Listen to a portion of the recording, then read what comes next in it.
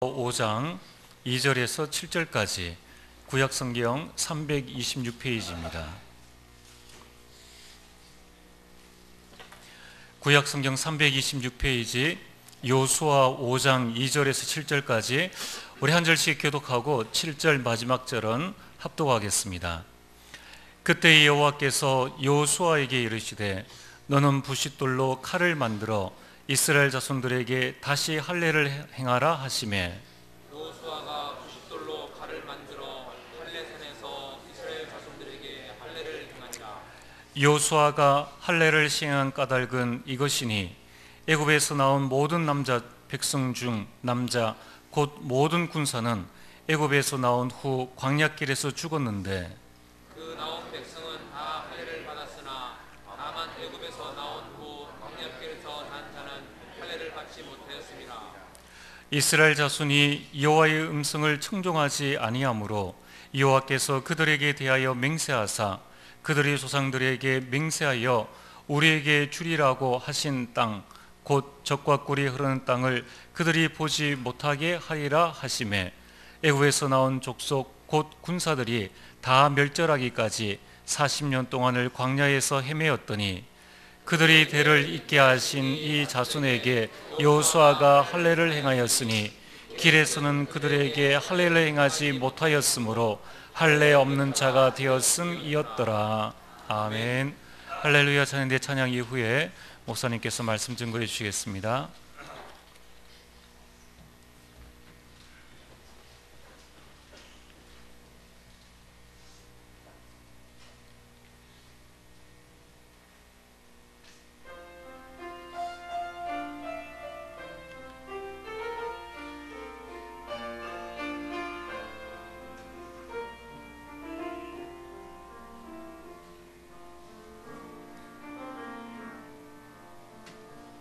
오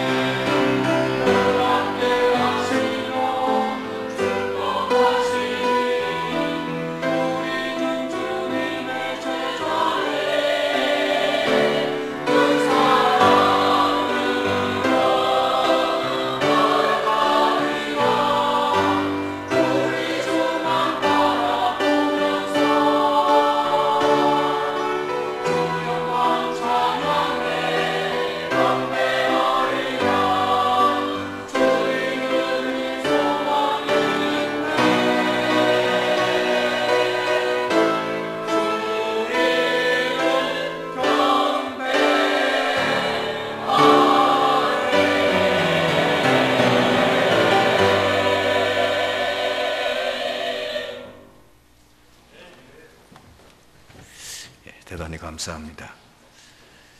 이 성도님들이 이제 교회 안에서 사역을 하거나 또 현장에서 성도들 사역하면서 아마 갈등이 생길 수가 많이 있을 겁니다.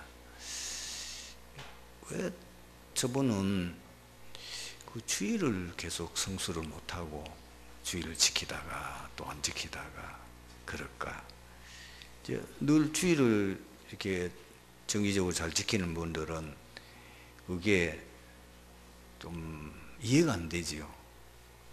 이제 하셔야 되는 거는 힘이 없는 겁니다. 그러니까 복음은 확실한데 워낙 말하자면은 그를 붙잡고 있는 우리 눈에 보이지 않는 그 흑암 세력이 예수 믿고 구원받았는데도 계속 공격하거든요. 근신을 깨라 너희 대적 마귀는 우는 사자같이 두루다니며 산기를 찾는다. 심지어 중직자들도 이 사단의 공격을 받아가지고 굉장히 힘들어하는 경우도 보게 됩니다. 사단은 우리의 조금만 약한 틈이 있으면은 여지없이 공격해 오기 때문에 그렇습니다. 어떤 분들은 교회를 그렇게 잘 다니시다가 교회를 그만두는 경우도 있는데 생각을 해봐야 될 거는 그분이 진짜 복음으로 인생의 답이 났는가? 복음은 인생의 답이 났다면은 교회를 다니다가 그만두지 않겠죠. 뭔가 다른 동기를 가지고 교회에 열심히 출석하다가 결국은 이제 그게 어떤 자기 가지고 있는 동기가 충족이 안 되니까 교회를 그만두는 경우가 많다고 보거든요. 지금 현장에서 여러분 복음 전해 보시면 과거에 교회를 다녔다. 심지어 과거에 교회 안에서 중년 직분까지 맡았다고 하는 분들도 보게 됩니다. 이분이 그 직분까지 가지고 교회를 섬기다가 왜 교회를 안 다니고 지금 아무 교회도 안 나가고 그냥 일쉬고 있을까? 그분은 진짜 예수 믿어야 될 답이 안 난 거죠. 왜 예수 믿어야 되느냐?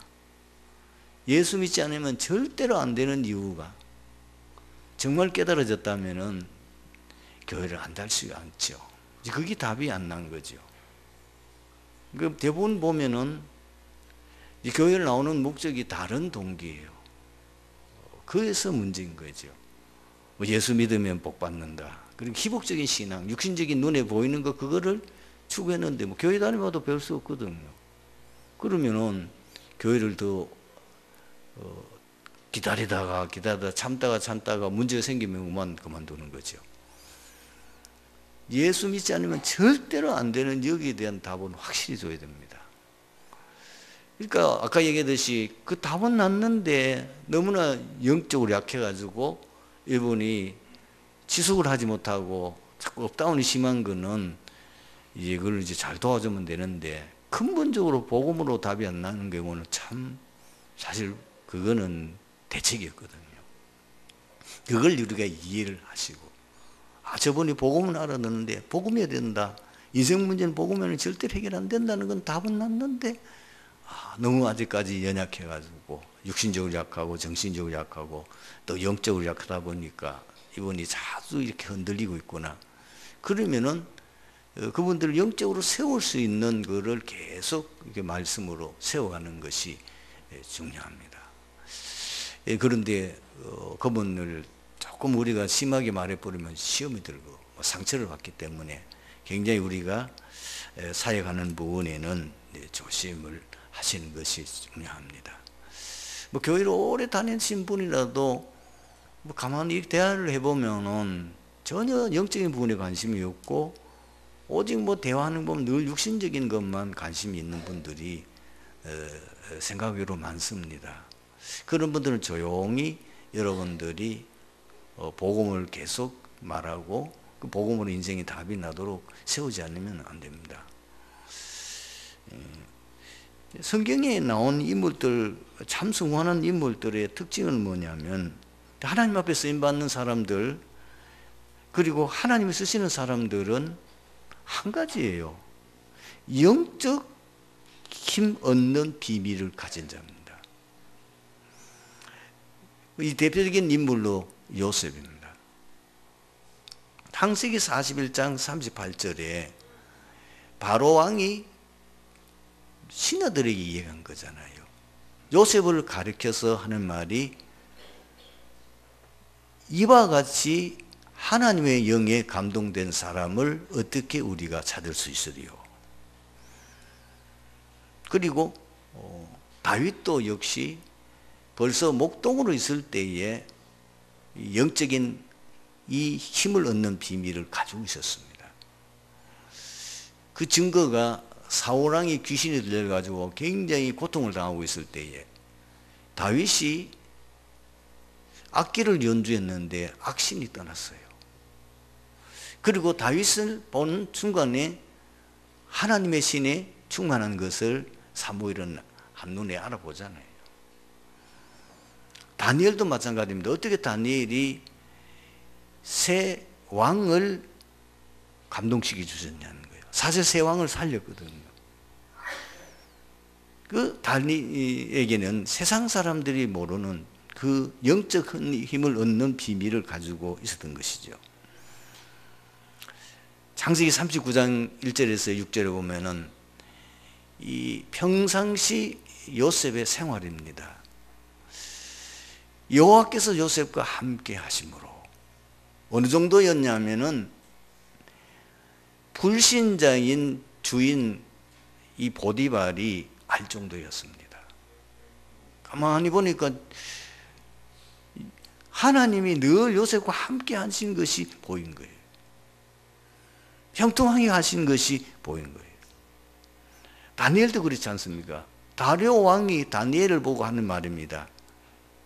네가 섬기는 하나님, 항상 섬기는 하나님이 너를 도와주실 것이다. 사자굴 속에 들어가기 전에.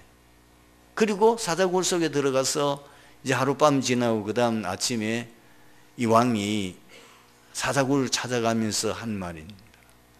다니엘 보고 네가 항상 섬기는 하나님이 너를 구원하시기에 능하셨느냐.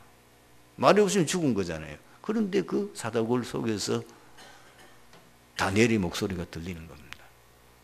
왕이 봤을 때에 다른 힘을 가지고 있는 거예요. 다른 힘을 얻는 비밀을 가지고 있는 사람이에요. 이것이 하나님 앞에 쓰임받은 사람들의 공통적인 특징입니다. 그래서 우리가 어떻게 하면은 이 험악한 세상, 정말 어려운 이 여러 가지 여건과 환경 속에 살아가는 우리들이 그 환경을 이길 수 있냐면은 이 비밀이 있어야 되는 겁니다. 그러니까 여러분 RTC 뉴스를 보실 때마다 똑같은 내용이 반복되는 걸 보게 될 겁니다. 거기서 나오는 전도자들의 공통점은 뭐냐? 항상 강단 메시지 흐름을 타고 있다. 그리고 본부에서 나오는 메시지 그대로 듣고 있고, 그리고 매일 아침마다 기도 수업, 그리고 메시지 듣고 그 메시지 내용을 일일이 체크하면서 그걸 붙잡고 인도받아가는 것을 거기서 보여주지 않습니까? 그분이 쓰고 있는 기도 수첩, 그게 빽빽하게 그 주간의 강단 메시지, 그리고 그 주간의 핵심이나 혹은 산업성경 메시지나 하는 그 내용들을 다 들어요. 그 바쁜 가운데도 다 듣고, 그러니까 거기에서 굉장한 영적인 힘을 얻는 그 비밀을 가지고 있는 거죠. 이것이 금방은 잘 안 될 겁니다. 그러나 일단은 하나님이 우리에게 치유하는 방법이 말씀입니다. 우리에게 영적 힘을 얻게 할 수 있는 그 비밀이 말씀입니다. 분명히 히브리서 4장 12절에 하나님의 말씀은 살았고 활력이 있어. 전번 성경 번역에는 하나님 말씀 살았고 활동력이 있다. 살아 역사하는 거죠. 그렇기 때문에 그 말씀을 늘 붙잡고 인도받아가는 사람은 세상 사람들이 모르는 굉장한 힘의 비밀을 가지고 있는 거예요. 그 모든 힘의 근원이 말씀에서 나오는 거예요. 그러니까 항상 우리는 이거를 기억하셔야 됩니다. 그래서 여러분 사역을 할 때 도와주는 거 가장 중요한 건 뭐냐면은 말씀의 흐름을 타도록 도우는 겁니다. 말씀의 흐름을 못하는 사람은 못 이겨요, 세상을. 그러니까 말씀 붙잡고 승리하잖아요.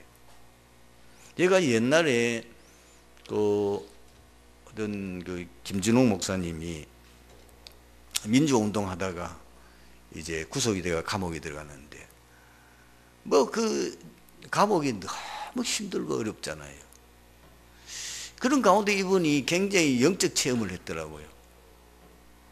에베소서 1장 7절에 나오는 말씀이 있어요.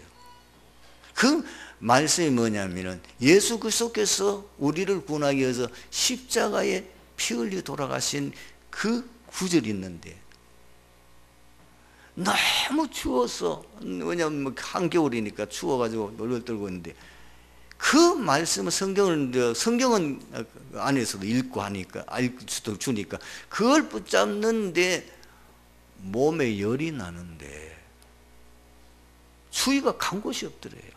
나중에는 너무 열이 나서 그 말씀 붙잡고 계속 묵상하는데 자기가 도저히 상상할 수 없을 정도로 몸에 확 뜨거운 이 성령의 역사가 일어난 거죠. 근데 그 말씀을 들으면서 그건 우리는 그런 경험을 안 해봤지만, 그러나 우리가 어려운 일이나 문제를 만났을 때에 사실 그 문제에서 탈출할 수 있게 하는 것이 하나님의 말씀입니다. 우리는 문제 만나면 자주 보는 성경 있잖아요. 너는 내게 부르짖으라, 내가 네게 응답하겠고 내가 알지 못하는 크고 은밀한 일을 보이리라. 구하라 그러면 주실 것이요, 찾으라 그러면 찾을 것이요, 두드리라 그러면 네게 열릴 것이니라. 아무것도 염려하지 말고 오직 기도와 간구로 너희 구할 것을 감사함으로 하는 게 아니라. 이사야서 41장 10절 말씀, 오늘 뒤에 나오기 때문에 거기 말하지 않겠어. 두려워하지 말라, 내가 너와 함께합니다. 놀라지 말라, 내가 내 하나님이 됨이니라.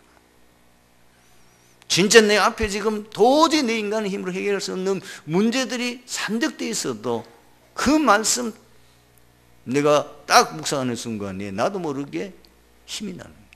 나도 모르게 세상에 이길 수 있는 그 능력이 내게 임하는 걸 보게 되는 거예요. 이 체험을 하도록 하셔야 돼요. 내 이 체험이 있어야 됩니다. 두 번째는 뭐냐? 언약 잡고 이제 기도하는 거예요. 처음 이제 사역을 할 때에 처음부터 가르쳐야 되는 건 뭐냐면은 복음을 정확하게 말하고 복음을 이해시키도록 하고 복음을 체험하도록 도와주는 것도 있지만은 처음부터 기도 응답 받도록 만들어야 됩니다. 그래서 저희 교회에서는 매년마다 그의 언약 기도문을 주지 않습니까? 그 언약 기도문 그냥 읽으시면 됩니다. 그 내용을 자세히 생각하면서 읽으면. 아침에 눈 떠서 제일 먼저 여러분 뭐 하십니까?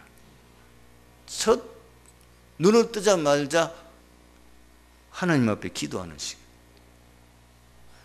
그리고 중요한 일을 앞두고 여러분은 어떻게 하십니까?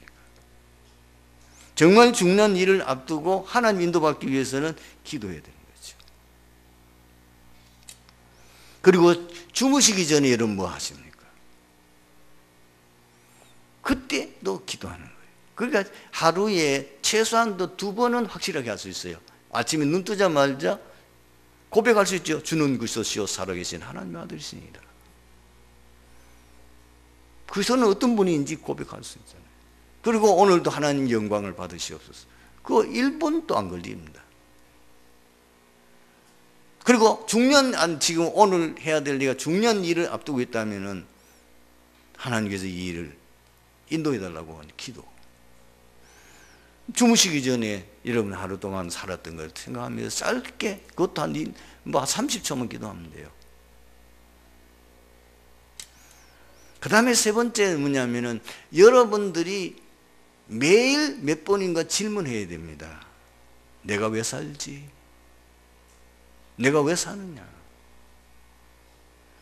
내가 살아야 될 이유가 뭔지를 질문해 봐야 돼요. 밥 잘 먹으려고 삽니까? 잘 먹고 잘 살려고 삽니까? 왜 삽니까?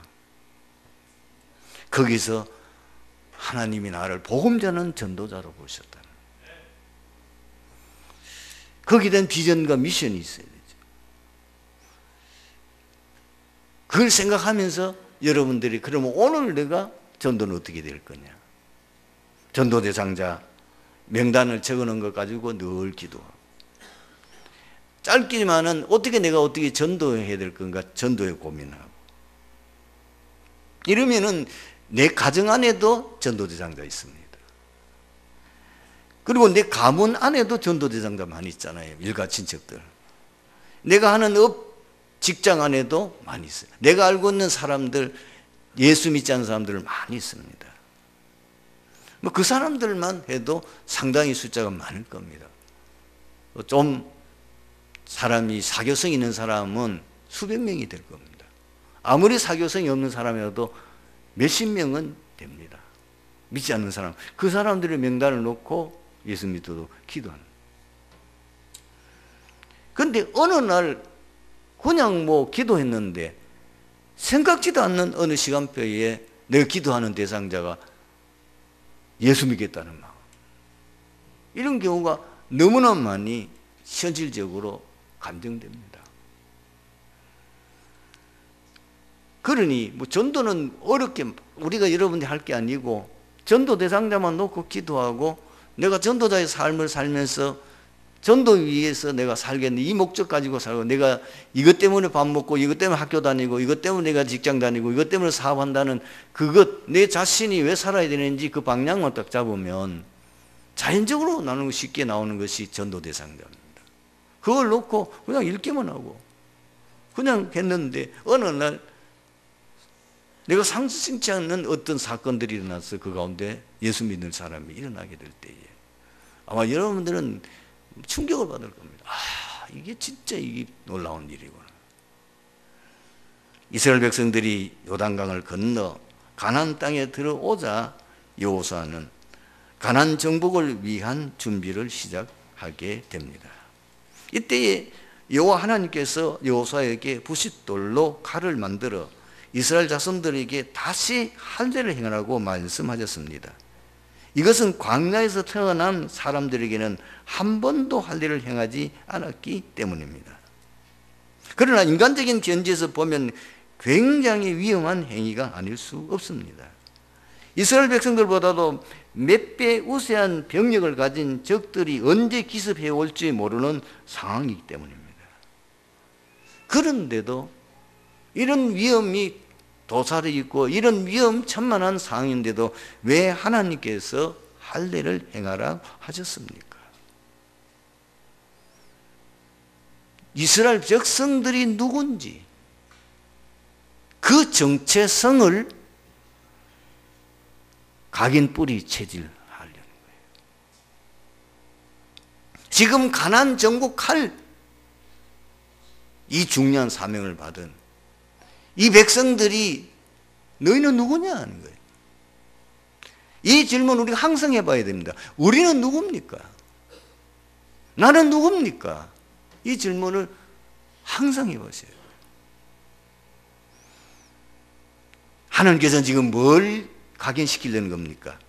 이스라엘 백성은 구원받은 하나님의 자녀이다. 구원받은 하나님의 자녀의 증거 있지 않습니까? 조상 때부터 400년 동안 애굽에 노예살이 하던 그 사람들이 6월절 피 바르는 그날 해방받았습니다. 그것이 출애굽 사건입니다. 그리 이 백성들이 홍해를 건넜습니다. 기적입니다. 이 백성들이 지금 광야에서 살아가는데 낮에는 구름 기둥으로 밤엔 불 기둥으로, 그리고 매일 아침마다 하나님이 그들에게 먹을 양식 만나를 내주셨습니다. 반석에서 생수가 솟아나게 하고 대적들이 쳐들어올 때마다 하나님이 그들을 막아주셨습니다. 할례를 통해서 잊지 않고 항상 기억하도록 몸에다가 새겨놨어요. 남자분들은, 할례를 받은 남자분들은 사실 뭐요? 하루에 몇 번씩 확인할 수 있잖아요. 할례. 소변 볼 때마다 내가 누군지. 그래서 아예 몸에다 새겨놨다니까요. 잊어버리지 말라고. 항상 기억하라고. 나는 구원받은 하나님의 자녀다. 우리는 항상 그것을 고백해요. 자신의 정체성에 대해서 긍지를 가지고 평생 살게 하시는 거예요. 자부심과 자존심과 자긍심 가지고. 히브리서 33장 29절에 이스라엘아 너는 행복한 사람이로다. 여호와의 구원을 너같이 얻은 백성이 누구냐? 너를 돕는 방패시오 내 영광의 칼이시로다. 내 대적이 내게 복종하리니 내가 그들의 높은 곳을 밟으리로다. 여러분, 문제, 사건, 어려움이 있습니까? 내가 누군지를 확인하시길 바랍니다. 이사야서 41장 10절에 두려워하지 말라 내가 너와 함께함이라. 놀라지 말라 나는 내 하나님이 됨이니라. 내가 너를 굳세게 하리라. 참으로 너를 도와주리라. 참으로 나의 의로운 오른손으로 너를 붙들리라. 여러분, 위기를 만날 때에 사람의 위로는 잠깐입니다. 위로 안 돼요. 우선은 던지면은 금방 돌아서면 또 문제 앞에 서 있는데. 세상 것 가지고 내 이 걱정 해결됩니까? 안 되잖아요. 돈은 많이 가지는데 지금 내가 지금 사형 선고 받았다. 아무것도 위로 안 됩니다. 그런데 그때에 두려워하지 말라 내가 너와 함께합니다. 놀라지 말라 내가 내 하나님 됨이라. 내가 너를 굳세게 하리라. 내가 너를 참으로 도와주리라. 이 하나님의 말씀이 내게는 큰 힘이 되고 위로가 돼요. 두 번째는 뭡니까? 이스라엘 백성들은 특별 선택받은 백성임을 뿌리내리게 하려는 겁니다. 조상 아브라함 때부터 하나님은 이 백성을 특별 선택했습니다. 갈대아 우르에 살고 있는데 거기는 지금 우상 숭배하는 지역 아닙니까? 거기 하나님께서 그 많은 조상들과 일가 친척들이 있지만은 하나님이 아브라함만 특별하게 불러내셨어요. 선택해가지고. 그것이 창세기 12장 1절에 3절에 기록되어 있잖아요. 너는 본토 친척 아비 집을 떠나 내게 지시할 땅으로 가라. 내가 너로 큰 민족을 이루고 내 이름을 장대하게 할 것이며 너를 축복하는 자를 내가 축복하고 너를 저주하는 자를 내가 저주하니 땅의 모든 족속이 너로 말미암아 복을 받을 것이라. 우리가 받은 축복입니다. 여러분이 멸망의 가문에 멸망받지 않도록 여러분을 특별히 불러내신 거 아닙니까? 저도 청가 가문에 많은 청가들이 있지만은 그 중에서 특별히 나를 불러내셨어요. 특별 선택받은 하나님의 백성이에요. 이사야 선지자를 통해서 다시 확인하셨어요. 이사야서 43장 1절에 보면은 야곱아 너를 창조하신 여호와께서 이제 말씀하시느니라. 이스라엘아 너를 지으신 이가 말씀하시느니라. 너는 두려워하지 말라. 내가 너를 구속하였고 내가 너를 지명하여 불렀나니 너는 내 것이라. 하나님께서는 반드시입니다. 시대마다 특별 선택한 사람을 개인으로 부르셨어요. 예수님께서 12제자를 부르실 때에 한꺼번에 모아놓고 부른 게 아닙니다. 저 갈릴바다에서 지금 업으로 살고 있는 베드로를 부르셨다니까요. 나를 따라오너라. 내가 너희로 사랑 남는 어부가 되게 하리라. 저 세간에서 지금 세무일을 보고 있는 그 마태를 보고 예수님이 나를 따라오너라 부르신 거예요. 자기리 원한 자를 부르시니 다 나온지라. 함께 있기 위함이요 구원이지요. 그리고 또 전도도 하며 귀신을 내어 쫓는 권능도 주기 위함이라. 예레미야도 예레미야 1장 5절을 보면은 분명히 이렇게 기록되어 있습니다. 내가 너를 모태에 짓기 전에 너를 알았고 내가 배에서 나오기 전에 내가 너를 성별하였고 너를 여러 나라의 선지자로 세웠노라. 오늘 자리에 있는 우리 트리디교회 성도 여러분은, 여러분들은 이 시대에 237개의 나라 복음화할 특별 선택받은 사람들이에요. 특별 선택받은 사람이에요. 왜 불렀는지 분명히 성경은 말하고 있다니까요. 사도행전 9장 15절에도 하나님이 그 핍박자, 사실 바울을 창세전에 이미 예정했던 사람이지 않습니까? 뭣도 모르고 지금 오히려 하나님이 이를 대적하는 그 바울을 하나님 다메섹에서 꺾으시고 그에게 아나니아를 통해서 분명히 천명을 확인시켜 주잖아요. 이 사람은 이방인과 임금들과 이스라엘 백성들에게 내 이름을 증거하기 위한 나의 택한 그릇이다. 여러분, 우리가 다시 깨달아야 돼요. 우리가 하나님을 택한 것이 아니고 하나님이 우리를 특별 선택하셨습니다. 분명히 요한복음 15장 16절에 너희가 나를 택한 것이 아니요 내가 너희를 택하여 세웠나니, 그렇습니다. 우리에게 많은 열매 맺게 하기 위해서, 우리에게 기도응답 주시려고 그렇게 되어 있습니다. 세 번째로, 왜 이스라엘 백성들이 할 일을 행하라고 합니까? 이스라엘 백성들에게 준 사명이 있습니다. 가나안 정복에 천명받은 백성임을 체질화시키려는 겁니다. 하나님께서 왜 이스라엘 백성들을 출애굽해서 가나안 땅으로 인도합니까? 그리고 그 가나안 땅을 정복하라고 합니까? 복음 운동하게 하려는 겁니다. 그 가나안 땅은 특별한 땅이에요.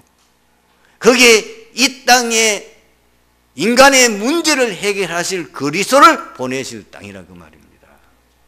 그래서 가나안 땅에 가라는 겁니다.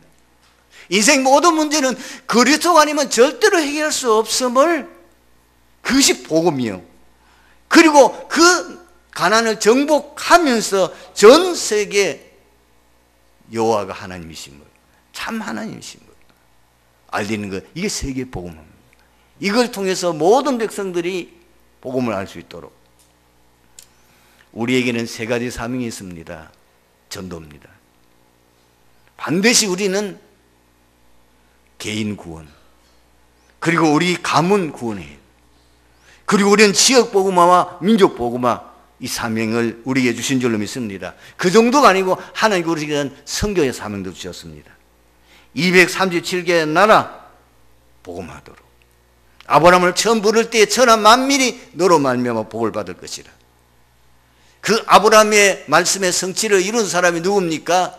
바로 요셉입니다. 요셉이 애국의 총리대에서 전 세계 기근으로 재앙으로 멸망받게 되는 그 백성을 살리면서 여호와가 어떤 분인지를 설명하게 했고, 그 당시에 사실 모든 세상 사람들이 이 요셉을 통해서 하나님이 인생의 모든 문제 해결자요, 절대주권자요, 생사하복을 주장하시는 참 하나님이심을 알게 됐지 않습니까?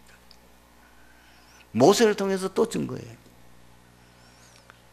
기생 라합, 이방 여자인데도 하나님께서는 그에게 은혜를 주셔서 복음을 깨닫게 해서 귀중한 인물로 쓰이는데, 그 라합이 나중에 예수님의 족보에 올라있는 축복을 누리게 됩니다. 그리고 세 번째는 뭡니까? 렘넌트 사역, 후대에게 반드시 이 언약을 전달해야 될 사명. 그래서 신명기 6장 4절에서 9절을 보면은 반드시 이 말씀을 자녀들에게 부지런히 가르쳐서 언약을 전달해라는 겁니다. 너희들이 집에 있든지 길을 갈 때든지 누워있을 때든지 일어날 때든지 언제든지 이 말씀을 강론하라고. 그래서 예수님도 제자들을 지금 현장으로 파송하기 전에 어린 양을 먹이라고 말씀하셨고, 그리고 사도 바울도 반드시 이방 나라에 가서 복음을 전할 때에 언제든지 제일 먼저 찾아가는 것이 회당입니다. 사도행전 17장 1절에 회당으로, 사도행전 18장 4절에 회당으로, 사도행전 19장 8절에도 회당으로 오늘 말씀의 결론을 맺습니다. 신앙은 반드시 각인 뿌리 체질화되는 개인화되어야 됩니다. 제가 평생 목회하면서 본 겁니다. 개인 안 되면 신앙생활 지속 안 됩니다. 개인화돼야 열매 맺고 응답받고 열매 맺고 삶의 역사 일어납니다. 나무가 옮겨 심어놨으면 그 옮겨 심어난 거기에 뿌리 내려야 그 나무가 살고 그 나무가 꽃이 피고 그 나무가 열매 맺고, 그리고 복음이 개인화돼야 증인으로 세계 복음화 성취할 수 있습니다. 이 축복을 이번 주간에 꼭 누리게 되기를 주님으로 축원합니다. 기도하겠습니다. 하나님 감사합니다. 오늘 말씀 속에서 이 자리에 참석한 들교회의 모든 성도들이 평생 응답받는 중요한 비밀과 또 축복을 나의 정체성에서 확인하고 절대로 잊어보지 않고 이것이 각인 뿌리 체질되어 개인화됨으로 그 응답의 증인이 되게 하옵소서. 주 예수 그리스도의 이름으로 기도드리옵나이다. 아멘.